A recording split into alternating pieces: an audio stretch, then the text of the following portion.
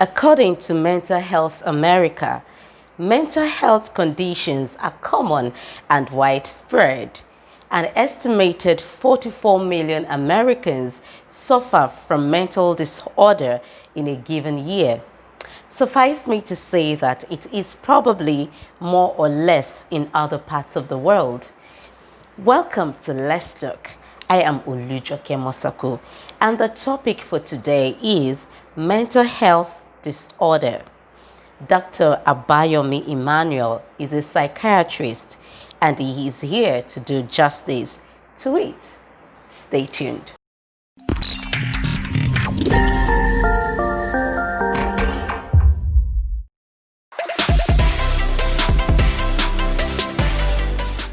Thank you so much for being part of the show. Thank you for coming.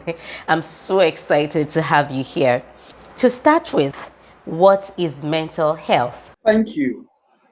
The World Health Organization, that's the WHO, defines mental health as a psychological state whereby an individual is able to reach his or her potentials. That's the first aspect of it. There are actually four aspects to how the WHO defines mental health. The first is reaching your potentials. The second is what we've come to know as resilience. That's the ability to bounce back from normal life stresses.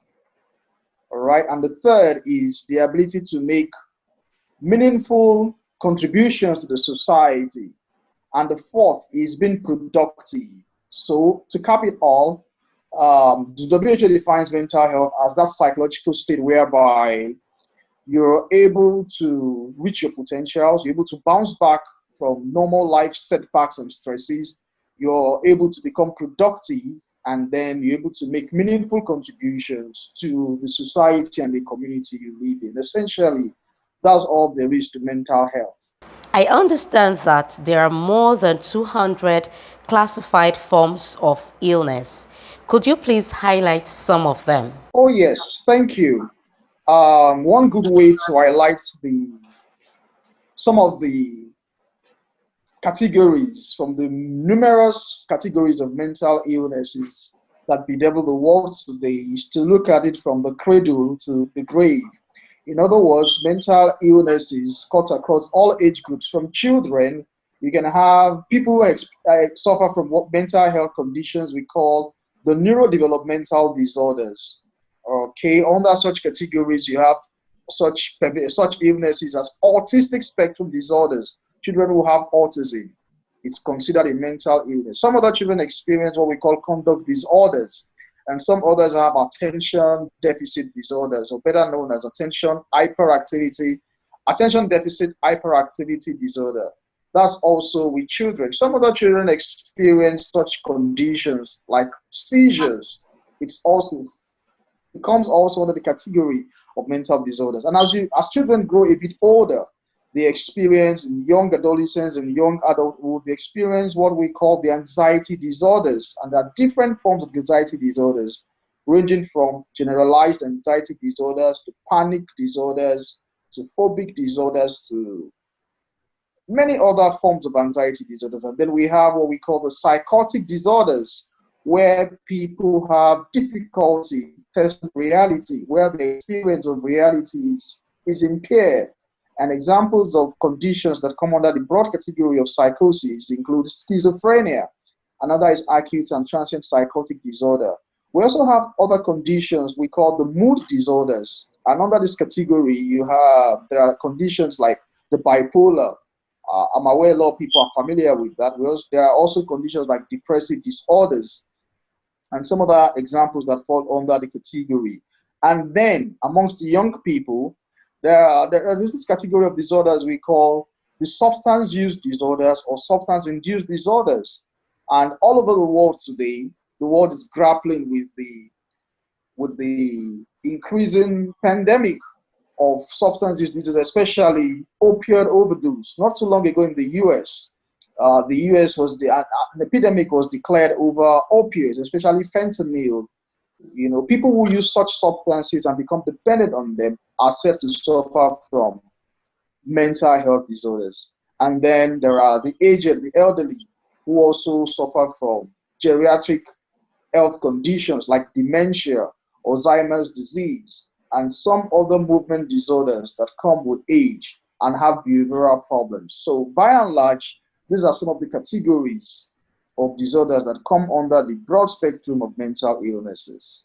Could you please give a breakdown of the symptoms in adults, young adults, and adolescents? Yes, adolescents and young adults can experience a wide variety of mental health conditions.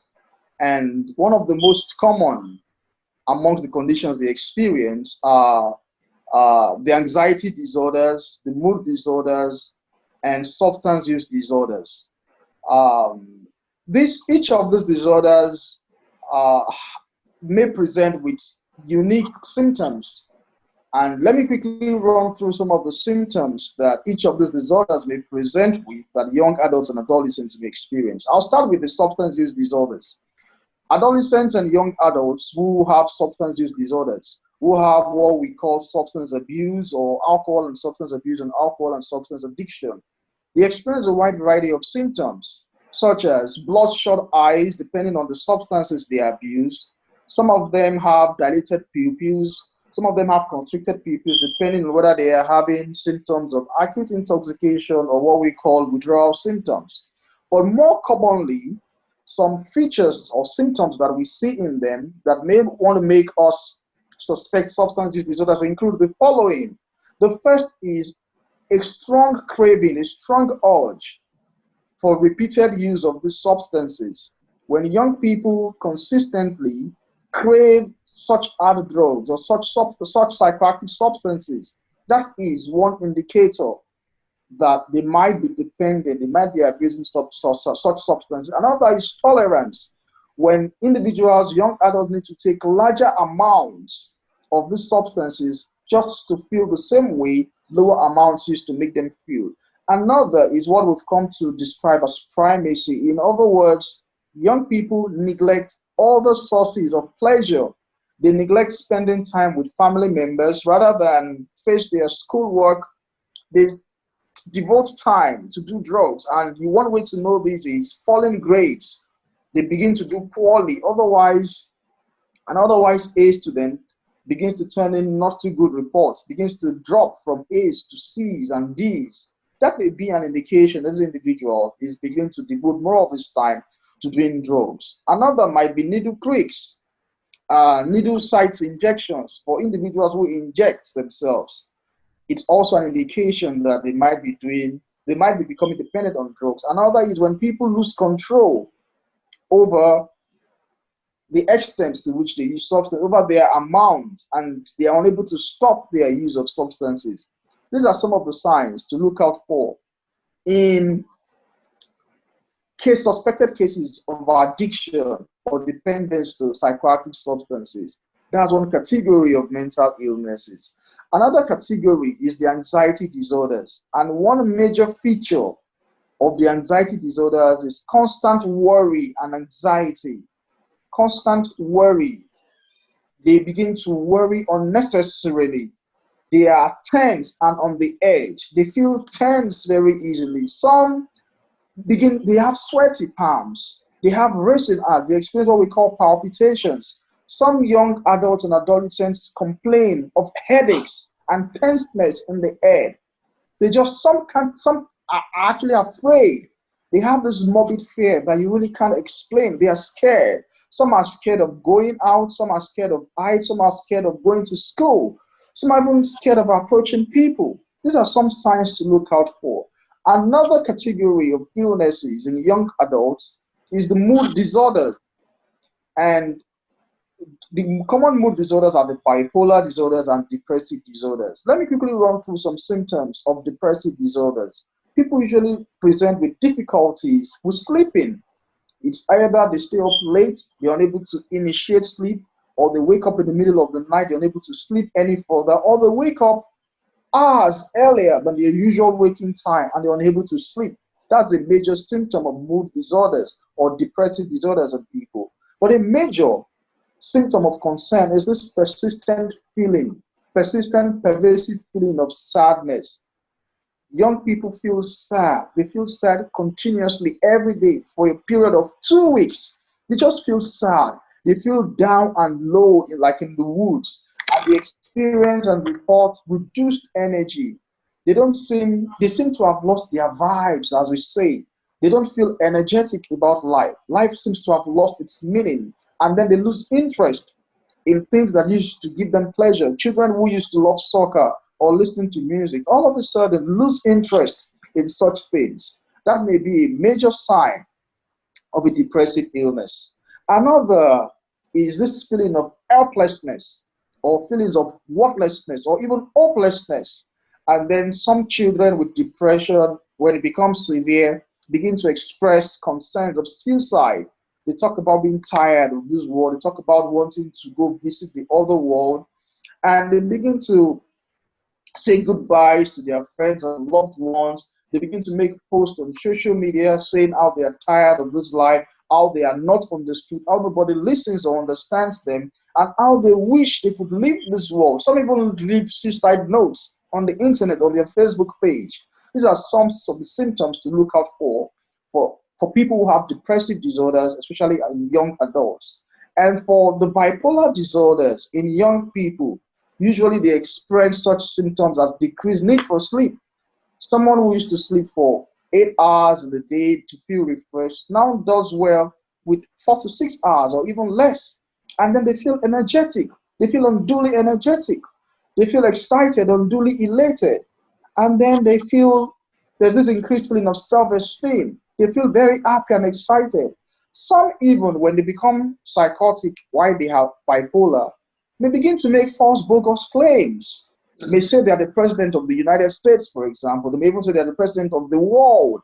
Some may say they are the president of West Africa or the whole of North America. Some others espouse, entertain beliefs that are unusual. They become unduly suspicious, for example. They believe they are being followed, they are being monitored by the FBI or the CIA is after them. Some even say there's a microchip implanted in their brains that makes some funny sounds in their ears. They believe these things. They may sound strange and weird to other people, but individuals with such mental health conditions, young people, actually consider these experiences as being real. They really experience them. Some people feel their thoughts are being interfered with. Some people will tell you their thoughts are being removed. Some will say their thoughts are being controlled. They have no influence over their thoughts. These are some of the symptoms to expect in individuals with the aforementioned categories of mental health conditions in young adults. A lot of times, mental illnesses, the first sign, the first thing to look out for, or the first danger sign is poor sleep. Now, it's okay if you and me have difficulty sleeping for a day or two or three every now and then, that's not a problem. But when this persists for a long period, now it's a source of concern. In any case, poor sleep on its own, especially if it happens more than 3 times a week and for 1 month continuously, is actually a mental illness, you know. So what I'm saying in essence is sleep is one symptom to look out for. If sleep is not sufficient, then it's important that one seeks help and gets solution for that. Another might be changing individual experiences. Changing experiences when an individual begins to feel or uneasy about themselves, or when you begin to notice some decline in functioning, in people's functioning, an otherwise reliable, dependable worker in the office, all of a sudden you begin to notice some drop in his output. This does not outrightly mean the individual is about to suffer a mental illness, but it might just be a good time to look out for this individual and ask what is happening. Might this person need help or not? But by and large, some mental illnesses are easy to spot, while some are insidious. They are not so easy to spot. It might take a while before people around even get to know that this individual is suffering from a mental health condition. Okay, there are some kind of mental disorder, especially in Nigeria, that is associated with is being called mad, like spiritual attack kind of. and you just see that all of a sudden they just get undressed on the road, or things, they're not just in their right state of mind. This is actually, they call it mad. How true is this? Okay, thanks.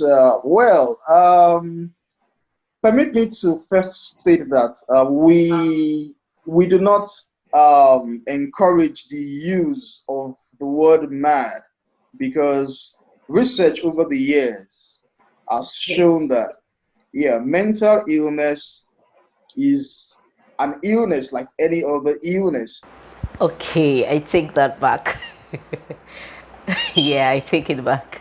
Yeah, it used to be thought that mental illness was caused by supernatural factors or spiritual causes. But research has shown over the years that that is incorrect. As a matter of fact, latest research findings show that people who have mental health conditions actually have some brain changes that can be seen on some latest scans. Some scans can be done on the brain, and you find some changes in the brain in individuals who have mental health conditions. So there is an attributed, there are factors known to cause that, and we did not say that there's a spiritual component to it. Now, that said, there is not a single known factor that causes mental illness, not one at the moment. However, mental illness today is believed to result from many factors that interact in complex ways, many factors that interact in complex ways to produce symptoms of an illness. I'll give you an example. An individual with substance use disorders, for example, an individual who is addicted to alcohol, for example, it is not totally correct to say that his environment is responsible for it, or his behavior or his choices are responsible for it, or his family history is responsible for it, singly responsible for it. What does science say today? Science says that many factors, including his genetics, including his psychological makeup, his psychological predispositions, his personality type, his psychological experiences growing up and even now, and then his social environment, all of these contribute in complex ways to determining whether this individual will have a substance use problem or not. It's the same for psychosis, schizophrenia, bipolar, and depression. Research has shown that children of parents with a mood disorder or a mental illness are at a higher risk of also suffering from a mental illness. It is not 100% certain that if a parent has a mental illness, the offspring will suffer from the same mental illness, but the risk is higher in such persons. By the way, for an illness like schizophrenia, the mere fact that you have a brain, for the general population, the risk is as high as 1%. For the general population, people who suffer from psychological deprivation or psychologically traumatic events in childhood are also at greater risk of coming down with a mental illness. And social factors like growing up in an economically deprived environment, growing up in poverty, growing up in social environments that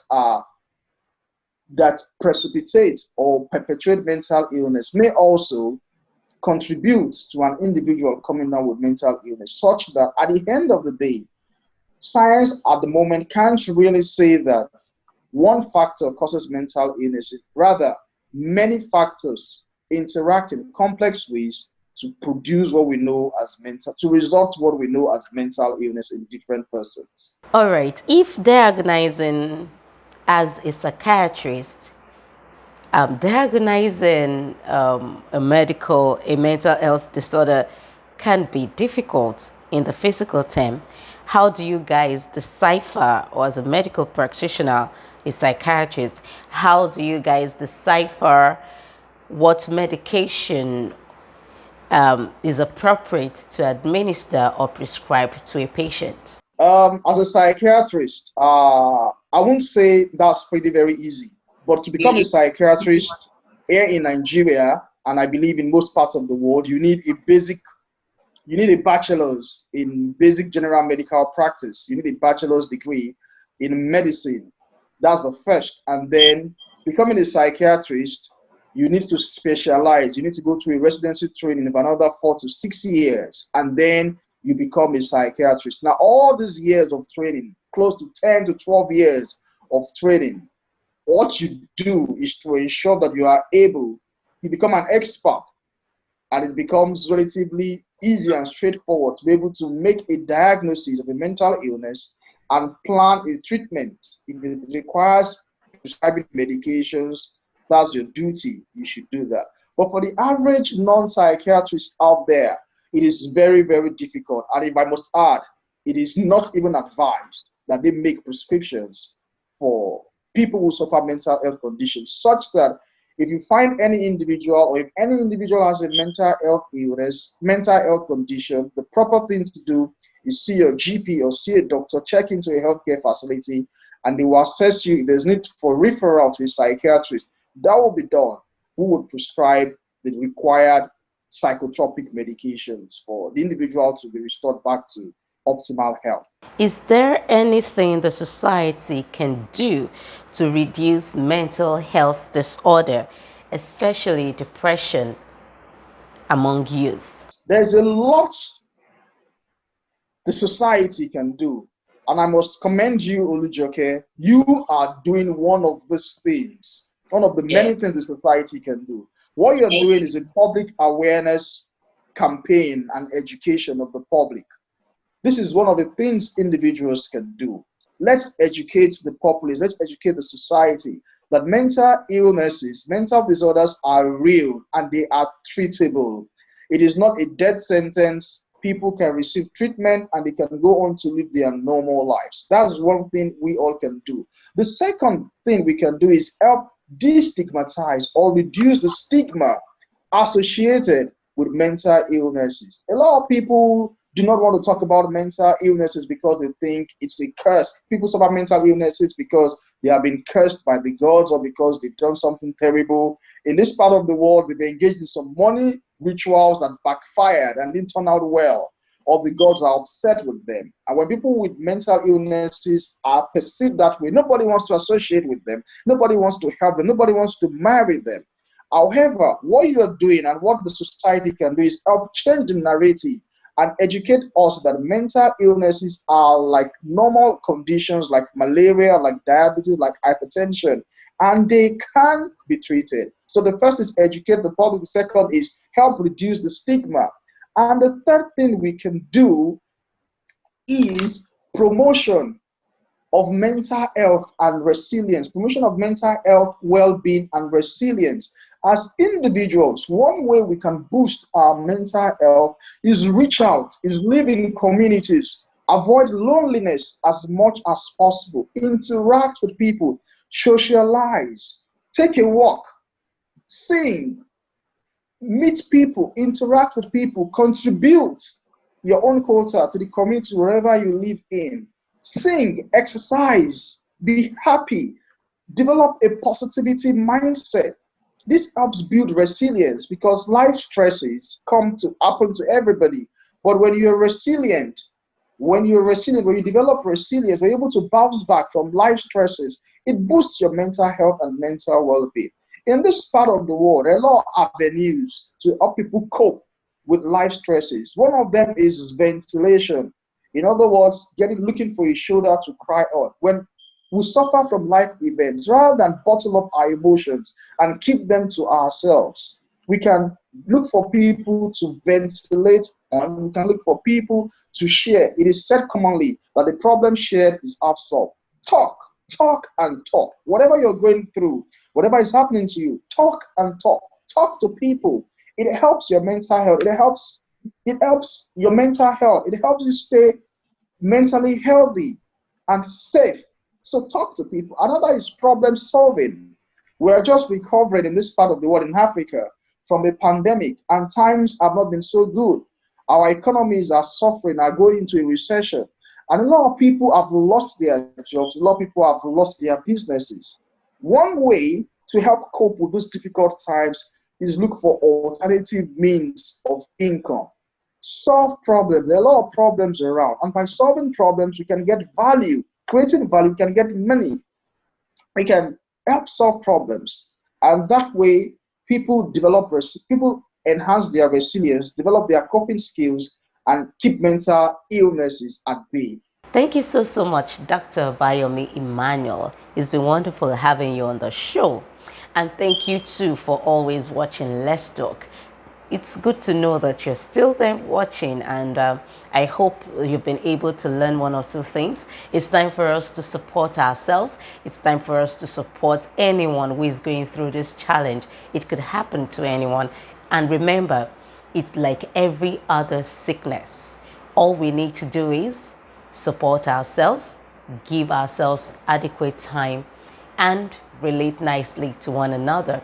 Until next time, I remain Olujoke Mosako. Bye for now.